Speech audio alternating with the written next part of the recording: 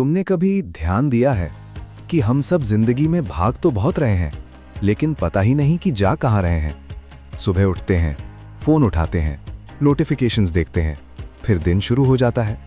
लेकिन अंदर एक छोटी सी आवाज होती है, बहुत हल्की, जो धीरे से पूछती है, क्या ये वही जिंदगी है जो तुम जीना चाहते थे? इस सवाल से लोग डरते हैं, क्योंकि अगर इसका जवाब नहीं हुआ तो फिर सब बदलना पड़ेगा। हम सच से नहीं डरते, हम उस बदलाव से डरते हैं जो सच दिखाने के बाद आएगा। पार्ट 1, कॉलिंग का मतलब क्या है। अब सबसे पहले एक वर्ड समझते हैं, डैश कॉलिंग। लोग इसे बहुत कॉम्प्लिकेटेड बना देते हैं, जैसे ये कोई बड़ी मिस्टिकल चीज हो, लेकिन सच में कॉलिंग बहुत सिंपल है। कॉलिंग का मतलब है वो काम जो तुम्हें अंदर से जिंदा महसूस कराए। जिंदा महसूस कराए का मतलब क्या है?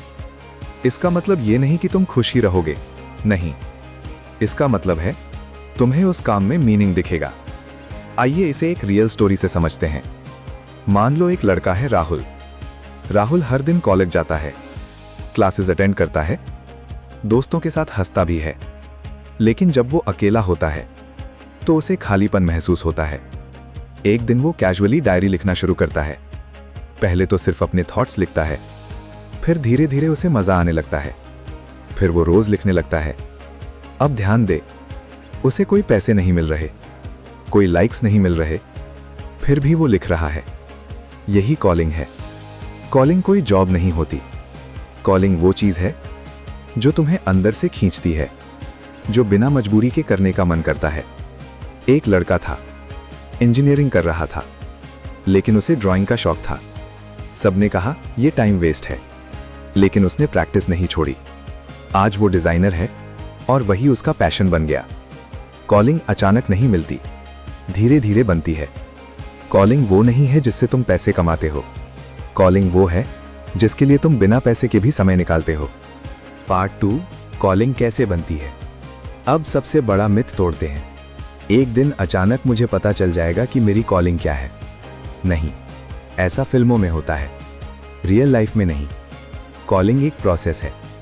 ये 3 चीजों से बनती है, curiosity, practice, patience. 1, curiosity. Curiosity क्या होती है? वो चीज जो तुम्हें बार बार खींचती है, बिना किसी रीजन के। एक लड़की थी, नेहा। वो हर दिन यूट्यूब पर वीडियोस देखती थी, लोगों को बोलते हुए, समझाते हुए। एक दिन उसने सोचा, मैं भी ट्राई करूं। पहला वीडियो बनाया, वॉइस अजीब, कॉन्फिडेंस जीरो, लेकिन अंदर से आवाज आई, फिर से कर। यही क्यूरियोसिटी है। क्यूरियोसिटी भगवान का दिया हुआ कंपस है, जो तुम्हें सही दिशा दिखाता है। 2, प्रैक्टिस। अब सबसे इंपॉर्टेंट चीज, प्रैक्टिस। प्रैक्टिस का मतलब सिर्फ रिपीट करना नहीं है। प्रैक्टिस का मतलब है हर बार थोड़ा बेहतर बनना। नेहा रोज वीडियो बनाती रही। पहले लोग हंसे, फिर इग्नोर किया, लेकिन उसने कंटिन्यू किया। 30 दिन बाद वॉइस बेटर, कॉन्फिडेंस बेटर। 90 दिन बाद लोग सुनने लगे।